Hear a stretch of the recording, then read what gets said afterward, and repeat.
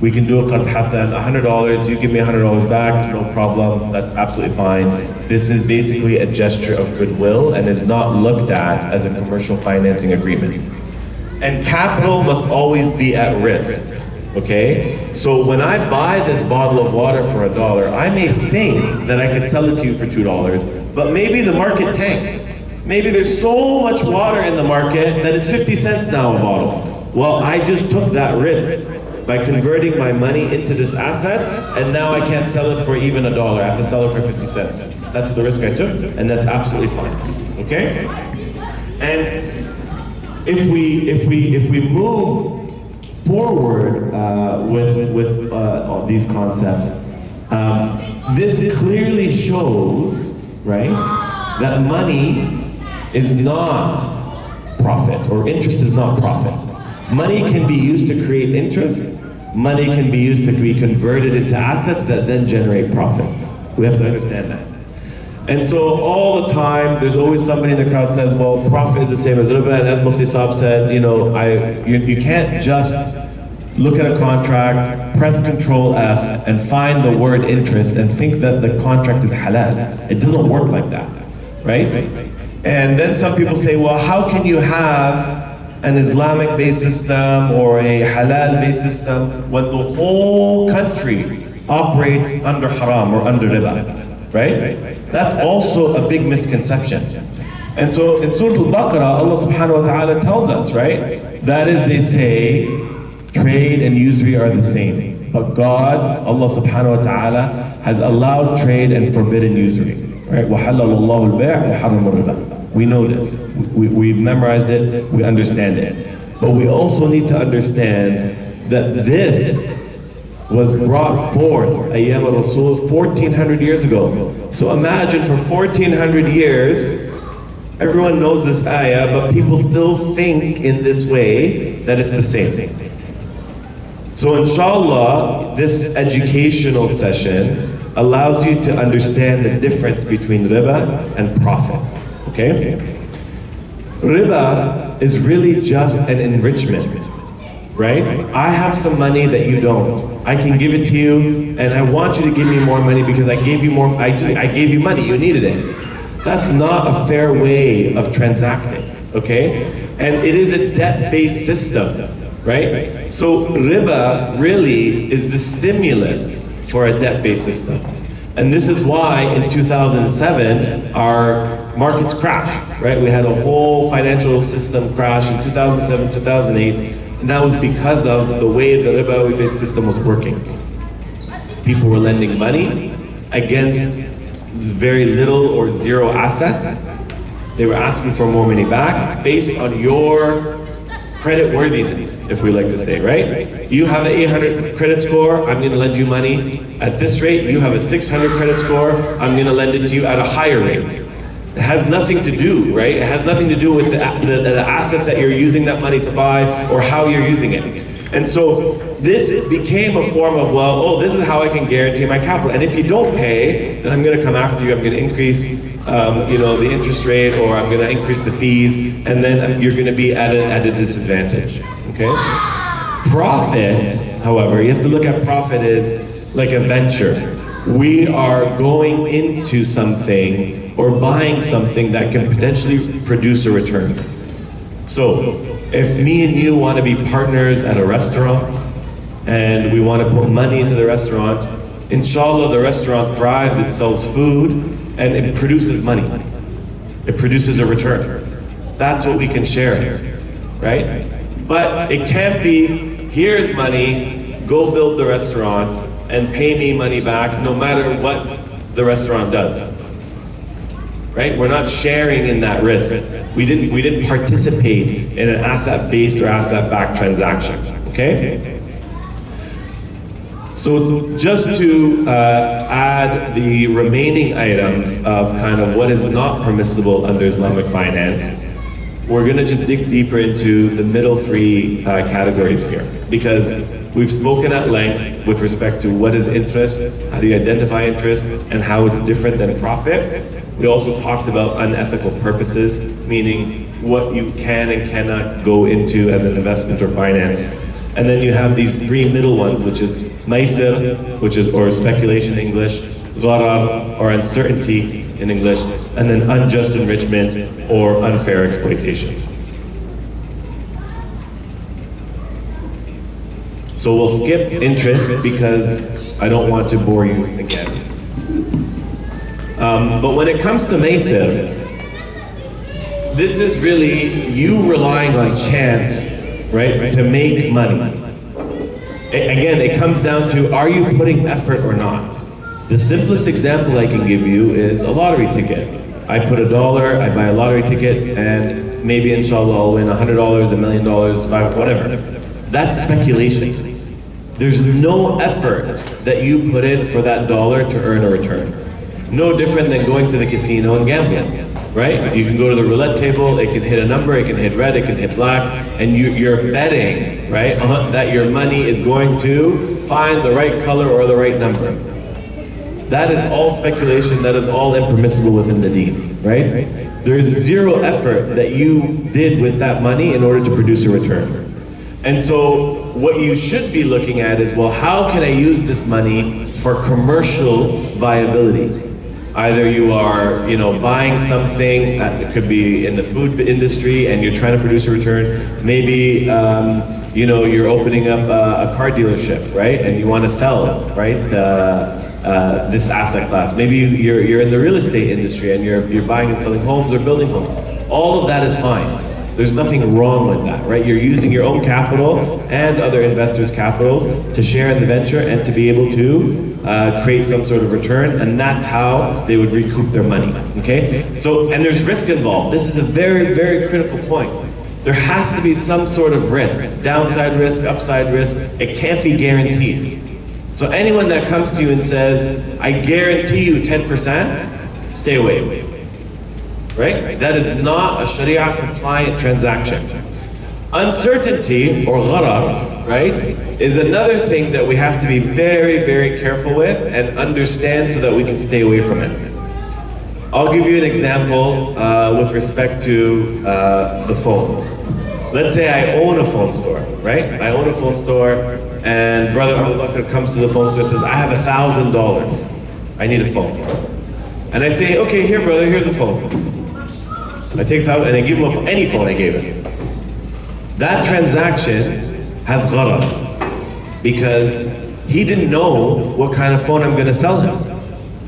I knew how much money he was giving me, okay? And so instead, what I should have done as a store owner and said, for $1,000, here is one option I can give you. It's an iPhone 16 Pro Max, 256 gigs, midnight blue color, brand new in the box, and I can give it to you today. Very specific, detailed requirements or information about the unit that you are buying. And if he agrees, he can buy it, right? So even the kids, right? The kids, they go online and they say, oh, I want to buy this mystery box. I don't know what's inside. It could be nothing, or it could be this very rare Pokemon card. That is gharar, right? You're paying for something you don't know what you're getting in exchange for or in return for, right? So that's another example of gharar. And the most important piece, right, is that you understand what you're buying, the price of that, and the time of the delivery, right? That's within the contract. It needs to be in there as elements of that contract in order for you to go into it. Unjust enrichment and unfair exploitation. So this is a very, very simple concept I will explain to you guys. And I tell people this is like, kicking you while you're down, or adding salt to the wound, right? So let's say something happens to you while you have some sort of contract outstanding, right? So let's say you have a financing agreement with a bank, like a traditional bank in Canada. And let's say you lose your job. What happens when you lose your job? You can't make a payment. What does the bank do?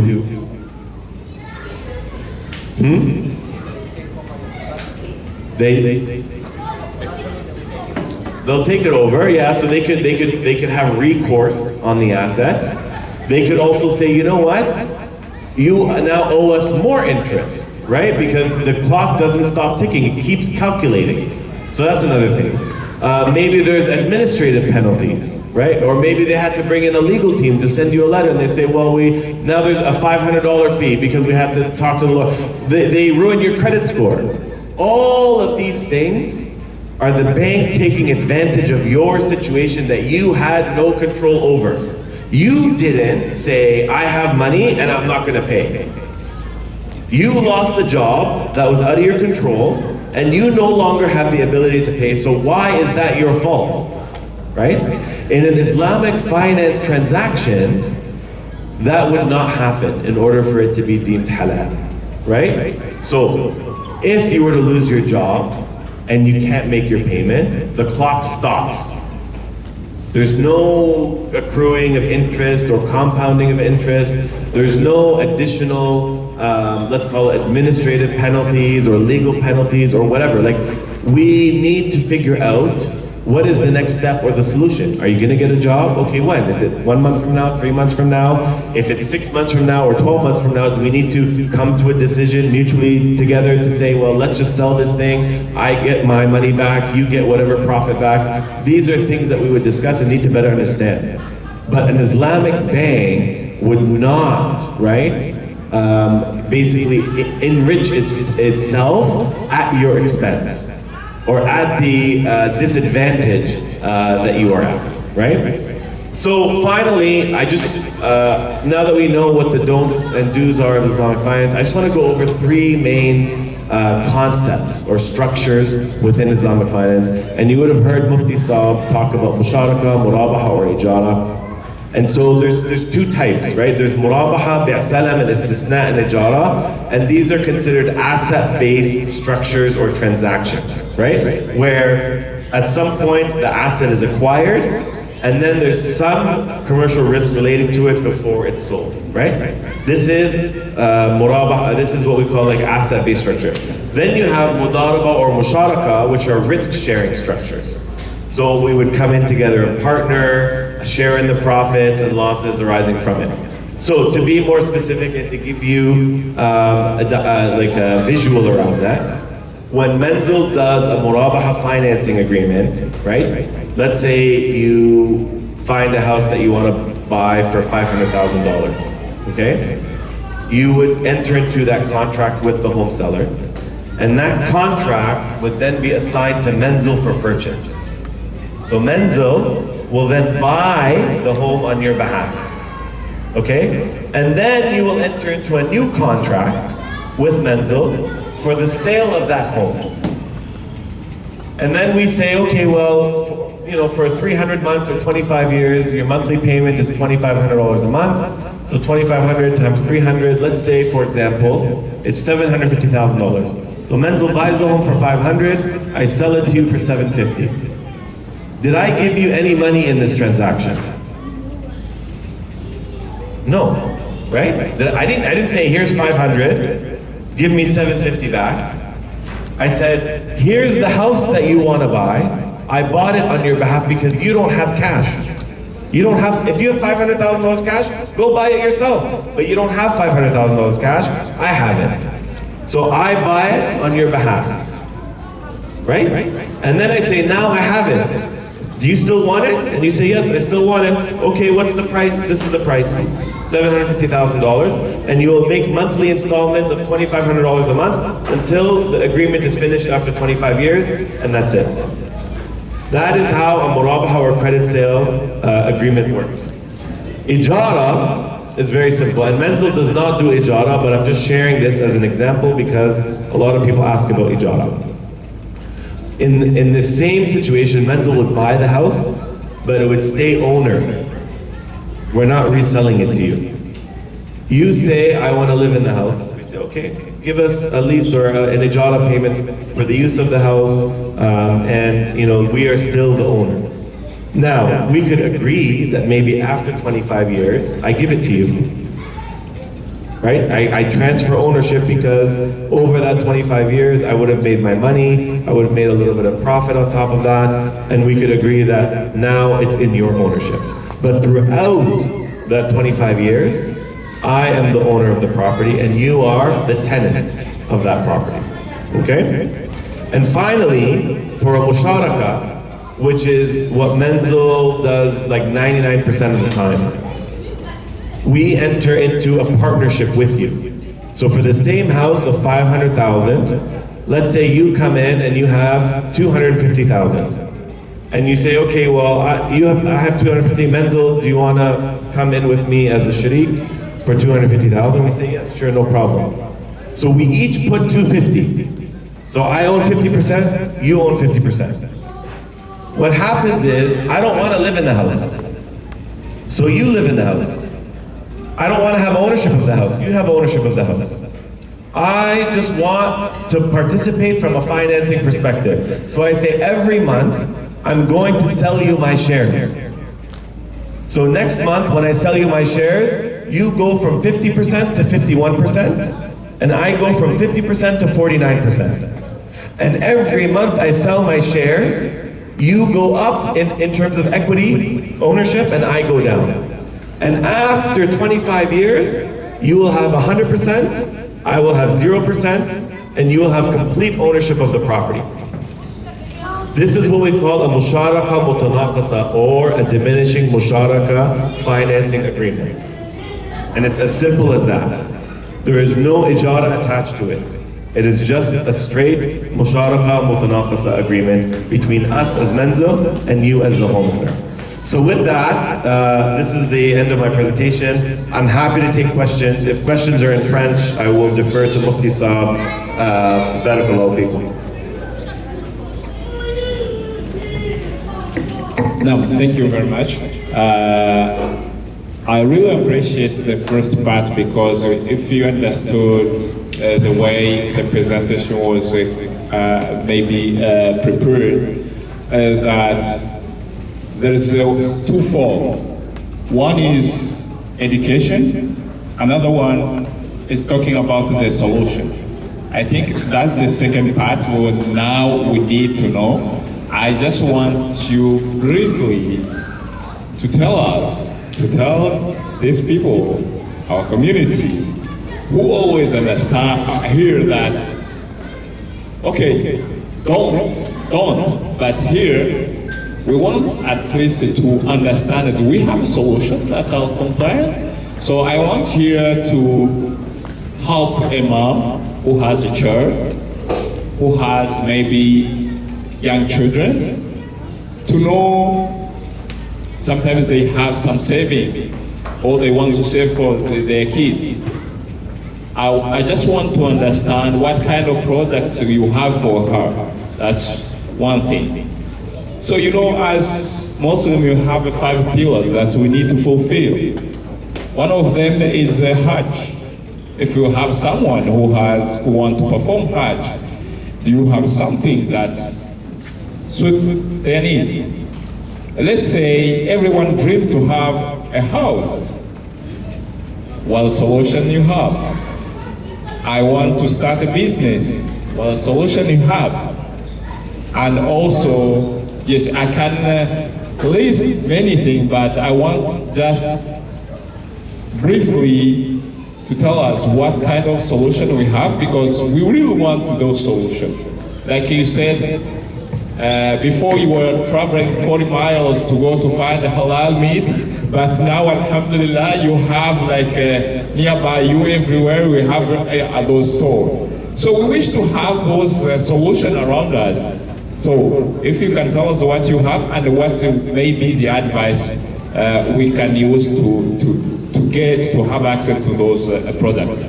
Barakallahu feek, Abu Bakr, and Jazakallahu khairan. So very simply put, Manzil has a few products, and 2 of them are available in Quebec, okay? We like to say that like the Manzil mortgage program is available for the Quebec community here, and this is under the Musharaka program, right? And so if you are looking to purchase a home for the very first time in a halal way, Manzil can support you in your home buying journey.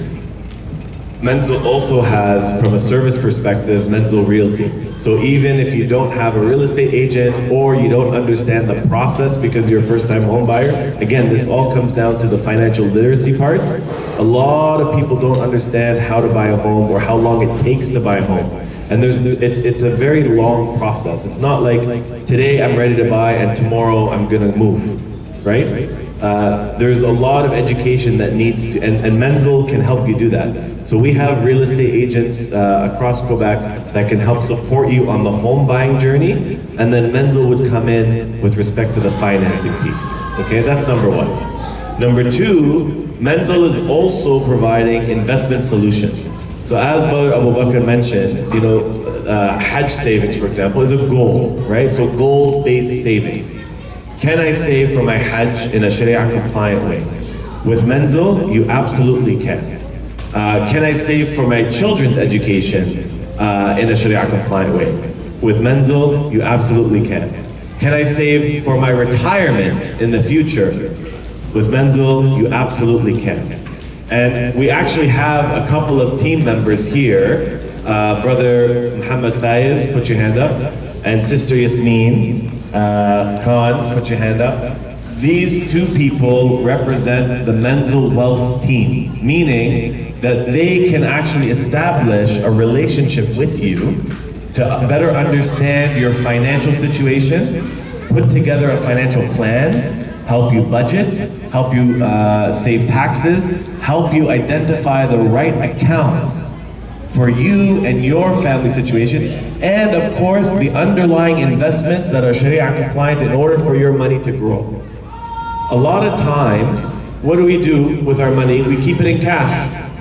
And sometimes we keep it under our mattress, and sometimes we keep it in a bank account. But that money is not growing. Because why? We are fearful of involving ourselves in something that's impermissible, whether it be riba or an impermissible investment. Manzil takes care of that for you. Manzil gives you the peace of mind that you do not have to worry about whether your money is being invested in a Sharia-compliant way or a non-Sharia-compliant way. And Brother Fayez and Sister Yasmin can assist you in that journey. And when Abu Bakr mentioned, well, is it accessible? The reason why we built Manzil as a digital solution so that it is accessible across Canada through your phone. We don't have bank branches or branches in general. Because if you have a branch, then you have to put a branch in every city so people can come. What we did is, through your phone, you can open up an account. Through your phone, you can apply for a halal mortgage, and then our team will email you, and we'll even have a call with you, no problem, right? We have a team across Canada that can support you on your halal financial journey. What we don't want to do is not start now. Because the older you get, the harder it is to get to your savings goal. The older you get, the more expensive real estate becomes. The older you get, right, the harder it is for your savings to grow. So we want to avoid all of those situations because right now, as it stands, Muslims in Canada have 50% less home ownership than the typical Canadian. And that's not because we're poor. It's because we decide to rent because there's no halal mortgage in place for us. Muslims have less wealth than the typical Canadian because why? We don't want to participate in impermissible investment instruments. We decide to keep our money in cash. That doesn't help the community. That doesn't help grow your money. That doesn't help increase your zakatul mal so you can support organizations like this or support your local mosque. All of that is detrimental to our society. So everyone here around the table should have a strong focus around how do I create a halal financial lifestyle for myself, and Manzil can certainly help in that regard, inshallah, bi'idhnillah ta'ala.